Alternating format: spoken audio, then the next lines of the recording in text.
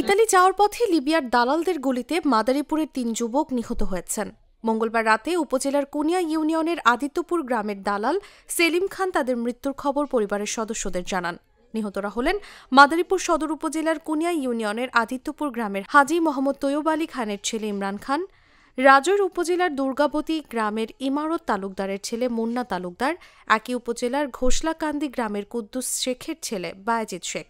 অভিযুক্ত দালাল হলেন মাদারীপুর সদর উপজেলার কুনিয়া ইউনিয়নের আদিত্যপুর গ্রামের লালু খানের ছেলে শিপন খান ও তার বড় ভাই সেলিম খান। কোনো সময় কারোর সাথে একটা খারাপ ব্যবহার করে নাই, কেন আল্লাহ ওর সাথে এমন করলো?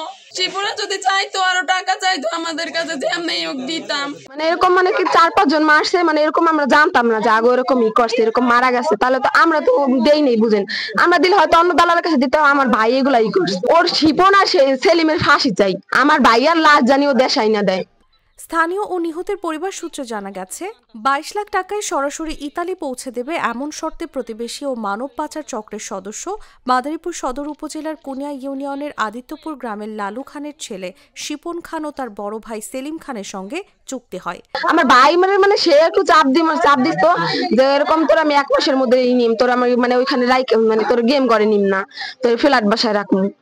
এই দুজনের মধ্যে শিপন খান লিবিয়ায় থাকেন আর দেশে থাকেন তার বড় ভাই সেলিম খান। দেশের সব কাজ ও লেনদেন করেন সেলিম খান, লিবিয়ায় বাকি কাজ করেন শিপন। তাদের সঙ্গে চুক্তির টাকা দেওয়ার পর গত 8 অক্টোবর ইতালি যাওয়ার উদ্দেশ্যে ইমরান খান বাড়ি ছাড়েন। ইমরান লিবিয়ায় পৌঁছালে তাকে আটকে রেখে নির্যাতন করা হয়। সে আমার ভাবির ভাই হয়, ঠিক আছে। তো যে মারা গেছে, যে দালাল ধরে গেছে তার নাম হলো শিপন, আর ওই শিপনের ভাই হলো ভাইয়া হয়ে গেছে, তার নাম সেলিম খান। ওই সেলিম খানের সাথে কথা হয়েছিল যে আপনার 22 লাখ টাকা কন্ট্যাক্ট হইলো আপনার, মনে করেন যে তুই ইতালি যাবি, তারপর দিবি 5 লাখ, আর লিবিয়া যাবি তখন দিবি 17 লাখ। এরপর তার মুক্তির জন্য পরিবার থেকে আরো 18 লাখ টাকা নেয় দালালরা। সবশেষ 1 নভেম্বর ইমরান তার মায়ের সঙ্গে শেষবারের মতো কথা বলেন। তখন ইমরান জানান তাকে সেখানে অনেক নির্যাতন করা হচ্ছে।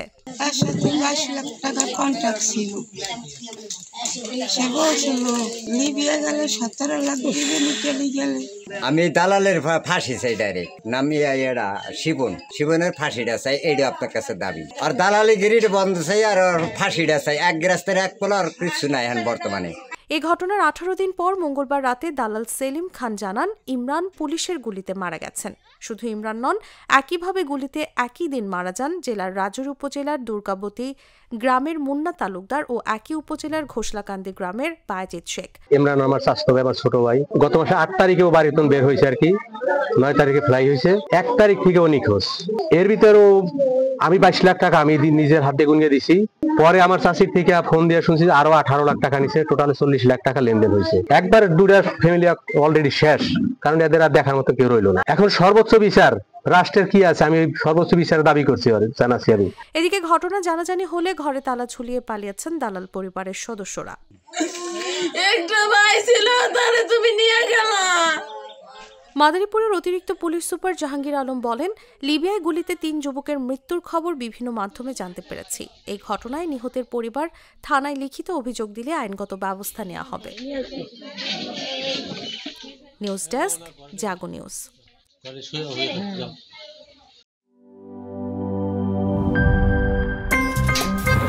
আমার একটা স্মার্ট সিদ্ধান্তে 25% গ্যাসের খরচ কমেছে। ভাবছেন কিভাবে?